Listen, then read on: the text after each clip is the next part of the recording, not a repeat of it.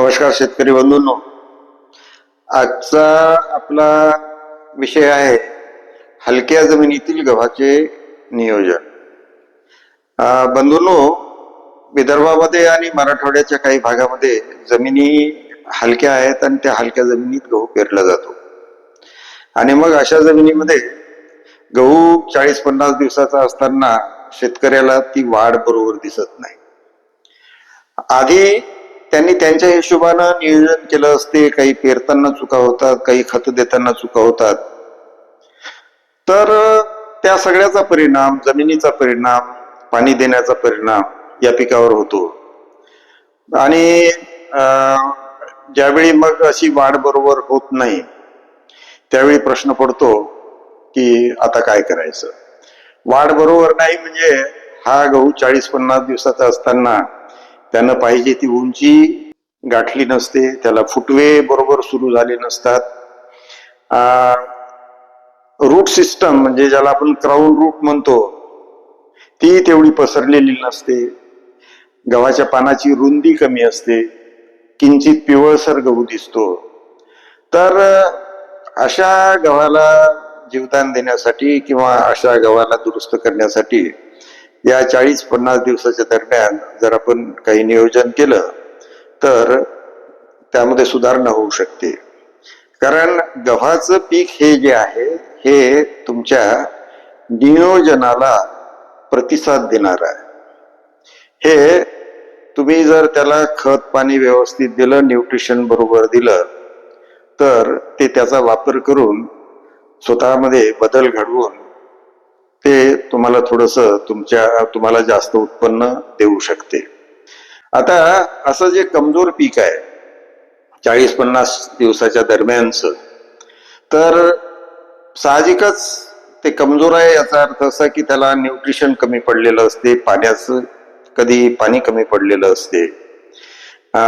हलकी जमीन असते, मुरमाड किंवा चुनखडीयुक्त, त्या जमिनीत मायक्रोन्यूट्रिन नसतात, त्याचा परिणाम झालेला असतो. म्हणून आता या दरम्यान तुम्ही जो युरिया देता त्यासोबत जर आपण काही गोष्टी केल्या तर हे पीक थोडंसं दुरुस्त होऊन जाते.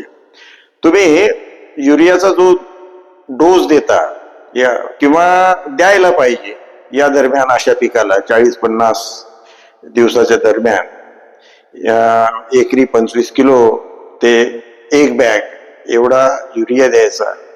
आणि या युरिया सोबत तुम्ही 5 किलो ते 10 किलो धनलक्ष्मी दाणेदार टाकायचं आणि 5 किलो ते 10 किलो सुपर सॉइल चार्जर टाकायचं.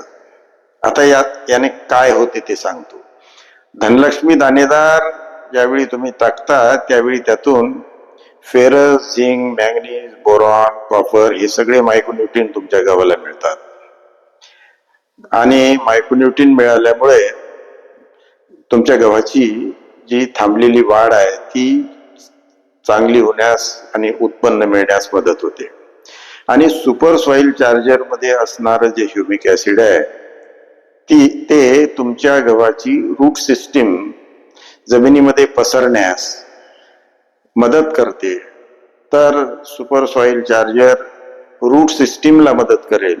धनलक्ष्मी दाणेदार मायक्रोन्यूट्रिन तुमच्या गव्हाला मिळवून देईल आणि युरिया ओव्हरऑल सगळी ग्रोथ होण्यासाठी मदत करेल. तर बंधूंनो, असा जो थोडासा कमजोर गहू वाटतो त्याला तुम्ही एकरी 25 किलो ते 50 किलो युरिया, 5 ते 10 किलो धनलक्ष्मी दाणेदार आणि 5 ते 10 किलो सुपर सॉइल चार्जर द्या. व्यवस्थित पाणी द्या, जास्त देऊ नका, पाणी कमी देऊ नका. आणि अशी जर आपण काळजी घेतली तर तुमच्या गव्हाचा स्टँड चांगला होऊ शकतो, तुम्हाला उत्पन्नात वाढ मिळू शकते. बंधूंनो, आमची चर्चा तुम्हाला आवडली तर ती प्रसारित करा, मित्रांना सांगा, चॅनलला सबस्क्राईब करा, आमच्यासोबत जोडलेले राहा. चांगली शेती करा, अधिक उत्पन्न घ्या. धन्यवाद.